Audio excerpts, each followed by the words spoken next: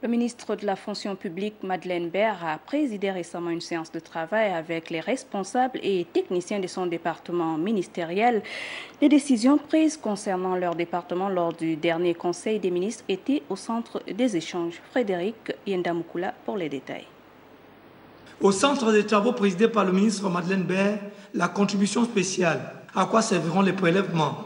C'est une contribution de solidarité qui touche effectivement les hauts revenus de l'administration publique, qui va permettre de dégager effectivement des ressources pour nous permettre de financer et d'améliorer un certain nombre d'infrastructures dont l'État a besoin.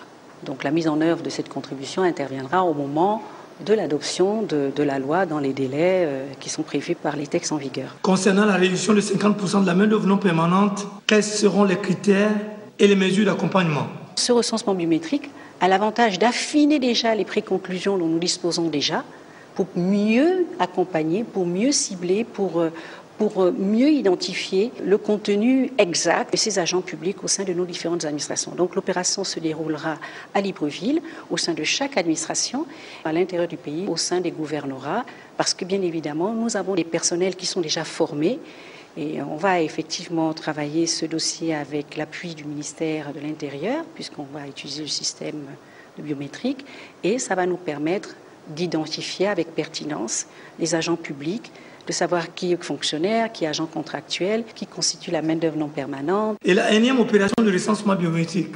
Il y a eu un état des lieux qui nous a permis de constater que la main-d'œuvre non permanente constitue à peu près 15% de la masse salariale. C'est à peu près 15 000 agents qui évoluent entre Libreville et l'intérieur du pays.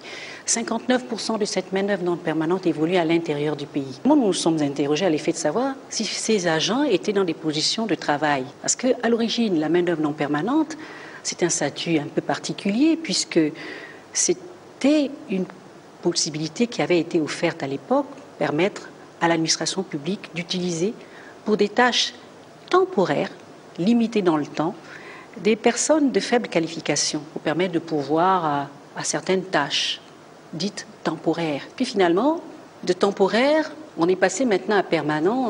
Aujourd'hui, cette main-d'œuvre représente 15% de notre masse salariale. L'ambition du gouvernement est de moderniser le cadre de travail, garantir une employabilité efficace et performante.